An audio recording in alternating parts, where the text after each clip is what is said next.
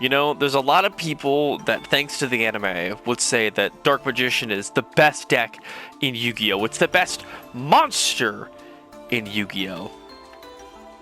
Why don't we put our money where their mouth is? Let's make some life mistakes. Hello, folks, I'm the Ghost with Knife, and welcome back to more Yu-Gi-Oh! Master Duel. And no, you're not crazy. You are looking at the deck that is currently on your screen right now. Now, I know some of you are going, Ghost? What the hell is this? Fantastic question. Allow me to explain how this all started. You see, currently, at time of recording, there is a big ol' Limit 1 festival going on in Yu-Gi-Oh! Master Duel, meaning every card in your deck is limited to 1, meaning it's a singleton style of deck building. And when I saw this for Yu-Gi-Oh!, I thought to myself, wow, nobody is probably taking this seriously because that is awful for Yu-Gi-Oh! Yu-Gi-Oh! Is not meant to be a singleton style deck building kind of game. Yes, there are a lot of interesting cards that you can do a lot of funny things with, but how archetypes work is you want multiples of cards, and you want the best multiples of cards to make your deck as strong as possible. So when I saw Limit 1 Festival, I thought, like myself, everyone would consider this format kind of a joke format and build really silly and stupid things. I didn't see the loaders until after I started playing this abomination of a deck. So I didn't realize people were actually taking this event seriously. So yeah, that explains why you're seeing what is on your screen currently. Now, what exactly are you seeing? Well, I wanted to build a Dark Magician deck because I thought it'd be funny for Singleton, because you could do anything for Dark Magician. We've got all the Dark Magician cards that are typical, DM themselves, DMG, Timaeus, Magician Souls, Magic Haribo, because it's funny. We got Rod, we got the Field Spell, Soul Servant, the Fusion Spell, all sorts of like really silly Dark Magician things. And afterwards, I decided I wanted to put in Time Wizard in this deck because I wanted to play Time Wizard. Furthermore, I wanted to try to summon Dark Sage in this event, which is a very hard monster to summon that honestly really isn't worth it, but who cares? It's Dark Sage. I wanted to summon Dark Sage for the event. I thought it'd be kind of funny. And since I already had Time Wizard, I decided, you know what, why not just add a couple of aces for the laughs? As well as Head Judging, which is never relevant for this video, and Cup of Ace, which is, you know, just basically Pot of Greed. Who cares?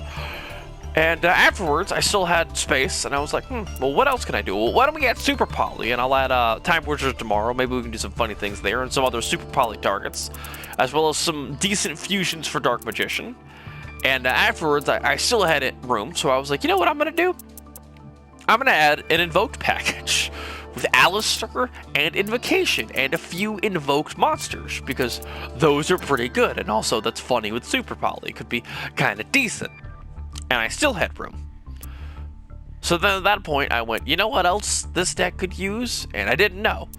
So, Nell, who helped me build this atrocity that is on your screen, recommended that I put in an adventure engine. So I put in a small adventure engine that I really like. And I still had room. So I added some Magician Girls that just have a little bit of synergy and a Ruro to try to protect our spellcasters. And that's how we got to this. We just kind of crammed in a bunch of stuff that was funny and kind of went well with the rest of the cards, and that's how we got here. So yeah, we're going to try to summon Dark Sage and do some funny Dark Magician nonsense, maybe get a few invoked monsters out, and quite possibly go on an adventure. Should you do this for this festival? If this festival is still around when this video comes out, no, you shouldn't. This deck is terrible, but it's also really funny, so you should definitely try it. But not really. Without further ado, let's get into the games and hope I can win at least one game. Alright, so here we are getting into our first of our replays, and this is actually the first game I actually played in the event. And I've got a pretty interesting hand. We've got the Dark Magical Circles, so we can do some kind of nonsense if we do get the DMG. If not, I can always just use this to dig a little bit further for the Dark Magician stuff. We've got Alistair, which is fantastic to have, and a Wandering Rift Rider, which isn't incredible, but it's something. So I decided to do what anyone would do in this situation, and I play a couple of aces, because if you have it in your hand, you don't not play it. So if you don't know what this card does, it tries to special summon itself on either you or your opponent's board, and whenever it's special summoned, whoever's controlling it draws 2 cards. Obviously, if we get heads, it's going to get on our side of the board. We're just going to draw 2 cards. I also decided to chain Wandering Griffin Rider because I didn't want them to Ash because I wasn't thinking. Because I still forgot that, like, Ash is a 1-of. And obviously we flipped heads. And we got a couple of aces, and we can draw 2 cards. And then we've got Lightning Storm, which doesn't do too much in this situation, but Magic Karibo can actually get us to Dark Magician. So if we play the Dark Magical Circle and they happen to get through to our life points with battle damage, we can special summon a Dark Magician and then banish something. And then from here, I'm like, okay, I'm just going to do typical Alistair stuff. We're going to go ahead and get Invocation.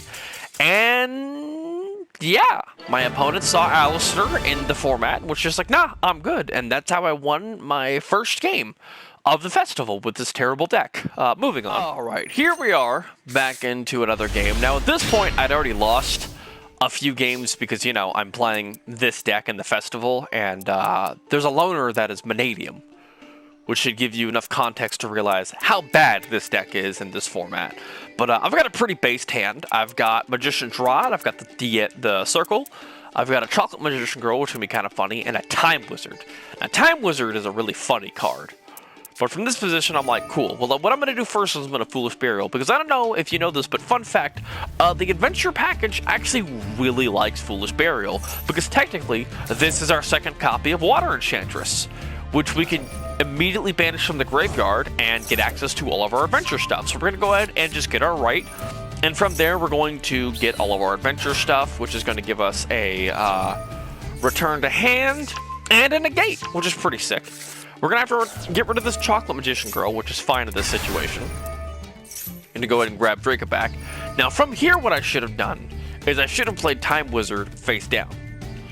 I do not do this. The reason I should have played Time Wizard face down is because if they do get through the rest of my board and they don't kill Time Wizard, I can actually use, hopefully, some Dark Magician stuff to get a Dark Magician in hand or on board. And if I flip Time Wizard's coin and get heads, not only do I destroy all my opponent's monsters, I also summon Dark Sage, which is the point of the entire deck. Now, from this position, I do not summon Time Wizard, and the main reason is because when you use the Rite of Aramesir, you're not allowed to activate the effects of other monsters on the field, except special summon monsters, like Wandering Griffin Rider. So in my mind's eye, there was no reason to play Time Wizard, and there's no reason to play Rod, because Magician's Rod doesn't actually do anything thanks to the right, and I can't activate Time Wizard for the memes, otherwise I totally would have. But yeah, I should have played this face down so I could activate it on my next turn, but I do not do that. Anyways, I've rearranged some cards on the top of my deck. They're not really important. I think I got, like, invoked stuff, which honestly, this was stupid. I shouldn't have activated Circle until my next turn, because Griffin, in order to negate stuff, have to shuffle himself back into my deck. So I'm like, ah. So my opponent plays Kashtira Fenrir, and this is pretty bad because it means they're probably playing Vanadium, and this card is just the bane of my existence for this festival, because it kind of just obliterates everything I do, except, you know, summon Dark Magician and then try to beat it in the face. But, yeah. I see Fenrir, and I see they're trying to add stuff with it, so I'm like, okay, we're gonna Griffin that. I do not want to deal with that. We negate it before they can do anything, and because I turned off Fenrir, they just gave up. And this just goes to show that sometimes you don't need to have all of the answers. Just the one answer, that's enough. And apparently Griffin Rider beats Fenrir, because Kashtira is cringe and deserves it. Anyways, next game. Alright, here we are into our next game here.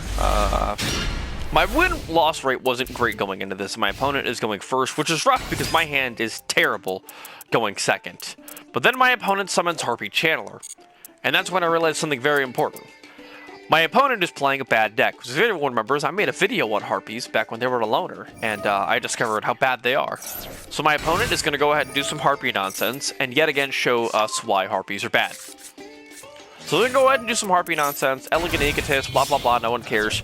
They're going to have 3 monsters, and they're going to link into, I don't know, something kind of, oh, that's the Seymour Burger of Divinity. My bad, Seymour Burger of Sovereignty. I can't target this card or winged beast monsters that it points to with card effects. If it's destroyed by battle, I can destroy. They destroy another Seaward monster, and during the end phase, you can special summon any winged beast monster from a hand or deck with a level equal to or lower than the number of unused spell trap zones on the field.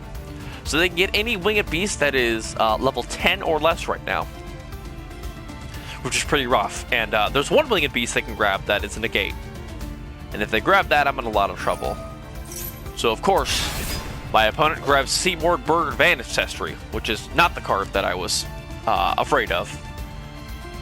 It doesn't really do anything in this current position. I don't know why they summoned it, especially in attack mode. But yeah, that's my opponent's turn, and that just goes to show you the power of Harpies, especially in this event. So the first thing we're going to do is we're going to Super Poly off both of their Seaward cards, and they can't do anything about it.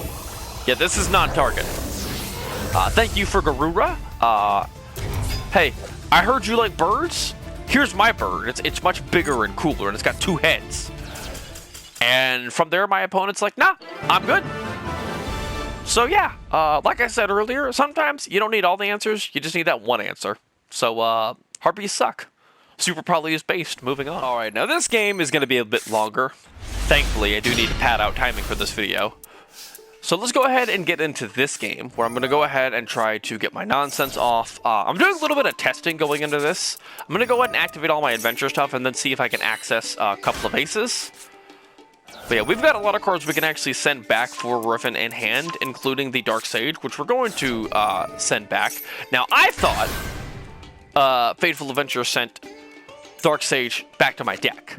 But as you see, it put it in my graveyard, so I can no longer Dark Sage. So the one goal I had for this event, I can no longer do in this game, but it's whatever. We're going to go ahead and just grab our adventure stuff. And from there, I'm going to try to activate a couple of aces. And of course, I don't get it. Do you think I always get into my replays? No. So my opponent has drawn 2 cards and now is a free monster. Now, there is an upside to this. If my opponent is playing Kashtira, they no longer have access to this. But I just, tried to counter Kashtira by giving my opponent 2 cards. Which is a great idea, obviously. So, we did not draw off that, and then my opponent is going to Pot of Extravagance here, which is pretty powerful. It allows them to banish some cards from their extra deck to draw basically 2 cards. And then on top of that, my opponent is going to Soul Servant. That's right, folks. This replay is kind of a Dark Magician mirror match. And my opponent has a lot more of a based and actually powerful Dark Magician deck than me. Because this play is just gangster. Yeah. They're going to set up their hand perfectly. They're going to put Magician Souls on top, and then they're going to draw Magician Souls. And then they're going to immediately use it to get their Dark Magician off. Yeah. I just got wrecked. My opponent is going to attack with the Dark Magician into my adventure token. They're going to try and summon the Dark Magician to Chaos, and I went, nope, that's not happening. We're not doing that. You do not get that monster. So I'm going to go ahead and try to negate this with Griffin. It's okay. I can refetch Griffin with Fateful Adventure. My opponent did not get rid of my adventure token. My opponent grabs the circle. DMG is currently Dark Magician is currently in the graveyard. I'm like, all right, cool. What did I draw? We drew Magic Repo, which does nothing in this situation. I'm gonna go ahead and try to Feather Dust to get rid of all their nonsense. I do not want them having anything else. My opponent has an evenly matched, which is funny because I also have that. I'm gonna try to Fateful Adventure. My opponent is going to have the one of Ash Blossom. Now, do I also run Ash Blossom as a one of in my deck? Yes, I do. But my opponent got their one of, so it feels pretty bad in this situation. So I'm like, okay, no Griffin. That's a pretty good Ash in this situation. So I'm gonna do the one thing I can think of. I'm gonna use Dracoback to put a couple of aces back in my hand, meaning we can try to draw 2 more cards out of this and get me out of this mess. So I'm gonna do what anyone would do in this situation, couple of aces, and of course I'm not gonna hit it again. What, you think I deserve cards? No, my opponent needs 4 cards off of my 1, so I'm like, forget it. We're just gonna attack into it and hope things work out for us. My opponent is going to draw with a significantly better card advantage. They're going to normal summon a skilled Dark Magician, and then they're going to use the Spellbook of Knowledge. which allows them to send their skilled Dark Magician to the grave to draw 2 more cards. So I have officially lost the Advantage War, as my opponent uses Soul Servant and then draws a freaking Timaeus. And then from here, my opponent gets an Apprentice Illusion Magician. They're going to attack into my Adventure Token with Timaeus, making me take damage. And from here, I'm like, okay, now is the best time to do this. I'm going to activate Magic Haribo, and hopefully we can get something out of this. I'm going to summon the Dark Magician. Now, I think this is a pretty good play, because I think that if I can get anything whatsoever to deal with this Timaeus, I'll be in a pretty neat position. My opponent then Super Polys my Dark Magician. So not only do they have the Ash, which is perfectly timed, not only do they have better Dark Magician cards, they also run Super Poly. That's a Dark Magician. That's a Timaeus. Yeah, there's some pretty good cards you can get from that.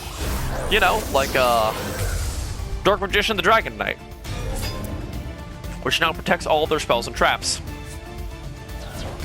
And gives them a 3,000 attack beater off of that. Yeah. So not only is my opponent on Dark Magician, they're also on Super Poly Dark Magician in the 1 Dark Magician matchup where they can actually get the thing that is pretty much perfect to deal with me, and also like the bane of my existence. So I'm like, all right, what do I draw here? And of course, while my opponent is drawing Ash Blossom and all their really good cards, I'm drawing Thousand Knives. So I try one more time to grab Griffin. I'm like, okay, Griffin's decent. Griffin allows me to defend myself at least. And from here, my opponent draws, and they draw the one of Rod. I draw Thousand Knives, Dark Sage, Invocation, and Magic Haribo, and my opponent just draws perfectly. And off this Magician's Rod, we're going to grab Salvation, which is going to get the Eternal Soul, which brings back the Dark Magician, and you're going to go ahead and just wreck me. And from this position, they can special summon Dark Magician, and I've just been outed. There's nothing I can really do here, so I decide to scoop it up. So yeah, that's how I got pwned by basically my idea by somebody else. Okay, so let's move on from that rather depressing game where I just got pwned. And oh boy, I have a pretty depressing hand. We've got a Merry Magician Girl, Time Wizard, Magician's Salvation, and a Foolish Burial. Now, Foolish Burial does get me to the adventure part of my deck, and Ash Blossom is in a gate, so hopefully we can get something valuable out of this, as my opponent plays a freaking Scapegoat. Now, Nell was telling me that they're pretty sure this was a loner for, like, Zodiac, but I don't know why the Zodiac loner is using Scapegoat. They're going to play a face-down card, and from here I'm like, cool. We draw Griffin, which is pretty bad, because I actually needed Griffin in the deck so I could search it and go do some nonsense with it. So I'm going to go ahead and use Magician's Salvation. We're going to go ahead and try to grab our Eternal Soul. My opponent flips Ancient Warrior Saga Chivalrous Path.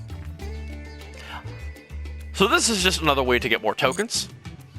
I'm not sure what this card is doing in this deck, but at this rate, I think this is the Tri-Brigade Zodiac loner deck. So we set an Eternal Soul. We're going to Foolish Burial our Water Enchantress, and from here, we can do all of our adventure nonsense, and funnily enough, getting Griffin is actually not that bad in this situation, because I can actually use Griffin without having to discard with Fateful Adventure, and I can just go immediately to Draco back. And because my opponent is playing a bunch of Scapegoats, I decide, you know what I'm going to do? I'm going to normal summon Merry Magician Girl. Now, I could have gone into Time Wizard and still used its effect, and it would have been funny. But I decided to not do that.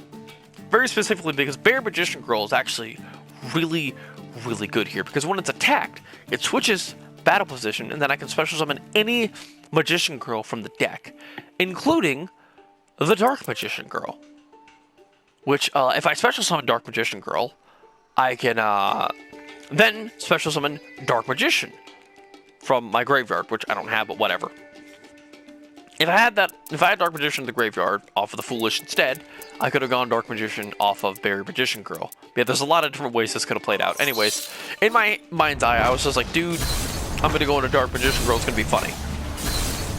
So before I go into combat, I drink it back and I flick one of their tokens off the board, and then I'm going to go ahead and crush my opponent's entire defense. My opponent is going to try to get some Tri-Brigade nonsense, and I'm like, no, we're going to ash that. I don't want you to have that. And, yeah. My opponent scoops from there. Berry Magician Girl and Griffin is just too much. Alright, folks. This is going to be our final replay for the Dark Magician deck that I crafted in the Limit 1 Festival. And I know these games haven't been really long. We've had a lot of games that were fast and furious. I've been utterly pwned. And I know what you're thinking. Okay, Ghost, this isn't that great. Why did you show us this deck? Because when I was playing this meme deck, the game you're about to see happened. Now, at the time, I was in a call with Nell, and me and Nell decided to make some interesting decisions in this game, but nothing could prepare either one of us for what was about to happen in this game. I want you to imagine what could happen in this game. I want you to expect anything, because we certainly didn't. And we also didn't notice at the start of this game, my opponent is on 54 cards. Meaning this isn't a loner. Meaning my opponent handcrafted the deck you're going to see today. Now at the end of this game, I'm going to go ahead and show you what my opponent is playing. But before we go any further, I want you to do yourself a favor, and I want you to write down in the comments what you think number 211 is going to be playing in the Limit Festival. Go ahead, take your time. We got all the time in the world. Did you do it? Did you add that engagement? Did you add your comment to what you thought number 211 was gonna play? Good, awesome. If you didn't, that's okay too. It's okay to be shy. Without further ado, allow us to get into what is easily one of the most memorable games I have played in a very long time. Especially with this opening hand. Now, this opening hand looks weird, because it is weird. Singleton format has some pretty weird openers, I'm not gonna lie. This isn't a great hand, because we have Evenly and Harpies, which are much better going second, but we do have Illusion of Chaos and a couple of aces, which these two cards can help us generate a lot of value in this matchup, because Illusion of Chaos allows us to essentially sculpt our hand by adding Dark Magician cards to it and then putting Illusion of Chaos back on top and then just redrawing it. And a couple of aces is Pot of Greed if we can special summon it on our side of the board. So let's get to it. Game plan's simple. I'm going to use Illusion of Chaos to go ahead and grab the Magician's Souls. I'm going to go ahead and put Illusion of Chaos back on top of my deck. And then what I'm going to try to do is I'm going to try to special summon a couple of aces to draw 2 so I can get my Illusion of Chaos and another card this turn so I can just net some tremendous value. And of course, I don't get it. Why would I get it? My opponent needs 2 cards. I don't need to draw 2 cards. That's nonsense. Now after this, me and Nell debated on what to do next. But as you just saw, we ended the turn immediately. Now there's some ideas behind what we could have done. We could have used Magician's Souls to grab Dark Magician and been like, who cares about Illusion of Chaos? But I personally was like, no, we need to hold on to Illusion of Chaos. It's our way of generating value. We were like, maybe we normal summon Chocolate Magician Girl and discard the Magician's Souls and try to draw the Illusion of Chaos that way. That wasn't the play. We went with Pass, mostly because I have Evenly. Now, the idea behind this is that if I live through their battle phase, I can evenly and break their entire board. Is this play potentially very suicidal? Absolutely, but we were willing to risk it for the biscuit. Because again, I thought this event was going to be funny, and I figured this was a funny play. Why not commit to the bit? It's not suspicious at all, just a couple of aces pass, who cares? My opponent, with a very stacked hand, does something that I wasn't expecting, which is set 2 back row and set 1 face down monster and pass. This is a rather intimidating move, Because my opponent could have easily gone for offense, but they chose not to. They played the passive game. They're playing the long con here, which is a bit intimidating, especially given my current hand. But it's fine, because I know what I'm going to draw into. I'm going to draw into the Illusion of Chaos. First things first, so let's go ahead and get rid of that back row. Now this is when things take a turn. My opponent responds with Human Winds, which allows you to pay 1,000 life points and add an Aroma Monster from deck to hand. The failure effect doesn't matter for this, but just adding an Aroma Monster is pretty cracked in this situation. Just going ahead and making me basically trade Harpy's Feather Duster as a 1-for-1. It's pretty rough. But yeah, I've never even seen this card until now, so I was like, oh, okay, what are we grabbing?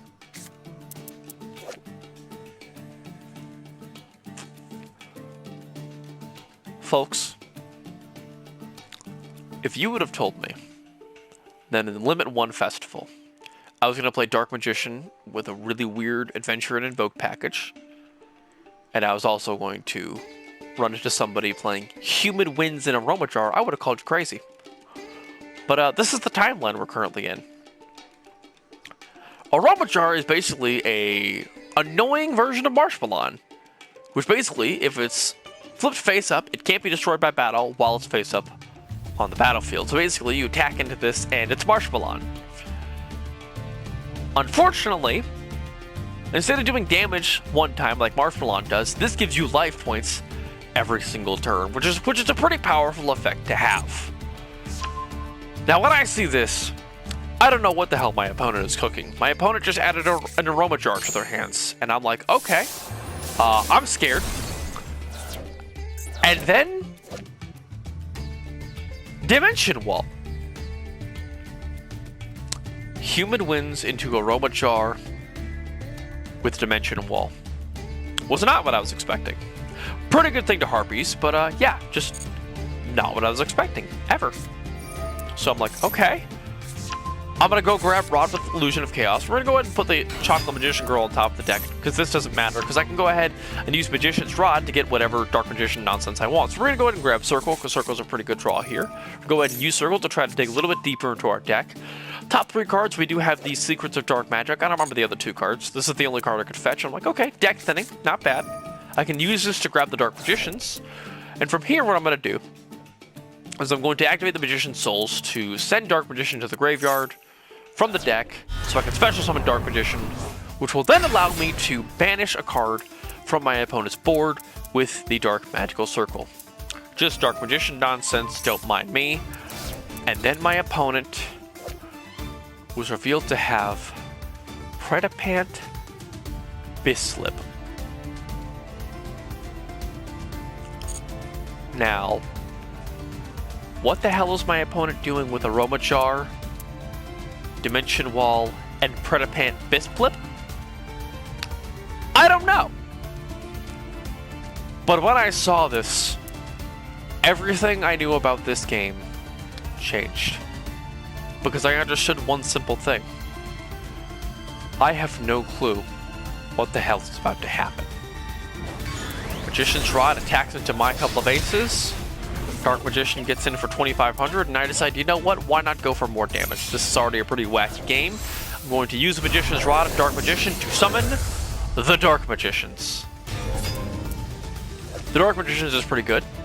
If a spell or trap card is activated, I can draw a card with this, and if I drew a spell or trap, I can set it immediately, and if it's a trap or quickly spell, I can activate it immediately, which is a pretty powerful effect. This is basically more advantage we can generate over our opponent, which is the one thing Dark Magician can do as a deck, which is just generate advantage and value. My opponent, upon seeing this, immediately plays Ghost Mourner and Moonlit Show. Now, seeing Aroma Jar and the Predaplant was pretty confusing, but seeing my opponent on hand traps in their 54-card deck in the Limit 1 Festival downright made me very concerned for my life. Why they have this, I don't know, but they decide to activate it. And from here, I'm like, okay, the Dark Magicians have been negated.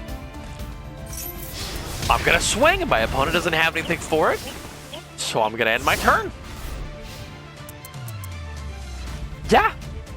Hand traps, aroma jar, and predator plants. That's what we're dealing with today. My opponent draws. And then normal summons Mickey on the Time Lord. Now, if you would have told me my opponent was going to play aroma jar, predator plants, and a frickin' Time Lord, I would have called you crazy, but here we are. My opponent just summoned Mickey on the Time Lord in the Limit 1 Festival. And then they special summon Ecclesia. Yeah. You saw that. Normal Mickey on special Ecclesia. Now why they're summoning Ecclesia, I don't know. But after Mickey-on, I didn't know what was going to happen next. So at this rate, Ecclesia is just par for the course. My opponent grabs Dogmatic punishment off of Ecclesia, which is pretty good. In this situation, allows them to remove my board. And oh yeah, they're going to go ahead and get a free 4,000 damage off, because when Mickey-on attacks, they take no battle damage, it doesn't die. And at the end of the battle phase, if it battled, you have your opponent's life points. So they're using the Aroma Jar to generate more life points, and then I'm assuming Mickey-on and like burn cards like Dimensional Wall to reduce your opponent's life points. Annoying, but whatever. I can understand it. The Ecclesia stuff is... The Dogmatica stuff is good at dealing with extra stuff, extra deck nonsense. And then we draw Water Enchantress, which is like the best card we could have drawn in this situation. Because now, I can go into my adventure stuff. From here, I'm going to go ahead and activate the Illusion of Chaos, and my opponent is going to immediately Dogmatic Punishment. Which is terrifying, because that means they have something that is big enough to destroy the Dark Magicians. They're going to destroy the Dark Magicians. Sad time. The Illusion of Chaos is going to go ahead and fetch me Timaeus, the United Dragon. Because my game plan from here is I'm going to put evenly on top, and then I'm going to go ahead and discard the Illusion of Chaos to summon Timaeus. And hopefully we can use that to generate some damage. Or at least that's what it would have been if my opponent did not use Dogmatic Punishment to destroy the Dark Magicians, because the Dark Magician has another little set of text. If it's destroyed, special summon both one Dark Magician and one Dark Magician Girl from your hand, graveyard, or deck. Or deck. I have a Dark Magician graveyard and a Dark Magician Girl in deck. When I special summon a Dark Magician, thanks to the Dark Magical Circle, I can banish whatever I want. Them using their trap on my fusion monster was the worst thing they could have done. So as the Dark Magician goes to special summon monsters, my opponent then grabs Dogmatica Aishian. This is a Predaplant, Aroma, Time Lord, Dogmatica deck. They're going to go ahead and summon Aishian in attack mode because they're not afraid of me. Why would they be? I'm going to special summon Dark Magician and the Dark Magician Girl. And because I am terrified of this Time Lord, I don't want it ever coming back, I'm going to go ahead and use the circle to banish this forever. My opponent is going to re-grab their trap, because I guess in my opponent's mind, they're living through this turn. Like, who cares? I use DMG to attack through the Ecclesia, and I use Dark Magician to attack through Aishan. They still have 700 life points. Who cares? I'm going to go ahead and banish the Time Lord. And from here, I'm going to try and seal my opponent's fate. I'm going to use the Water Enchantress to grab my adventure stuff. Now from here, I'm going to go ahead and get the right, which is going to get me the adventure token, and Fateful Adventure, and hopefully Dracoback, as well as the Griffin. Dracoback is going to allow me to return a card back to their hand. In this situation, it's probably going to be Ecclesia. And Wandering Griffin is going to give me a negate. If my opponent has anything in the battle phase, I want to negate it. Which is why I went for the Griffin line. I didn't just go straight into combat, because I was terrified of what my opponent was going to play. Me and Nell were joking about the ridiculous things they could have had, like Battle Fader, or even Karibo, because they could have been psychotic like me. And it got to me. So I decided, we're going to play this proper, we're going to grab our adventure stuff. We're going to go for the negate, we're going to go ahead and grab the right. The right is going to summon our adventure token, get us our Fateful Adventure. We're going to use the Fateful Adventure to grab the Griffin, pitch the illusion, special summon the Griffin, and with that negate, my opponent does not have enough to stop our deck. And after a very crazy game, we've won. Now, before we get into the wrap-up, I want you to look at the comment in which you wrote what you thought my opponent was playing. And I want you to ask yourself genuinely, did anything my opponent play make me think that they were going to play what I wrote down?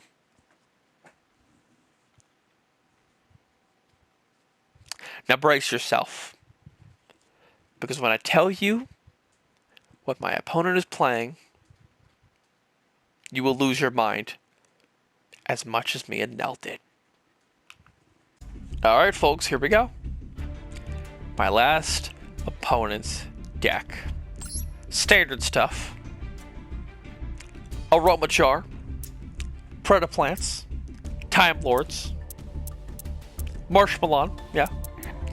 Some hand traps. Dogmatica, just for comfort.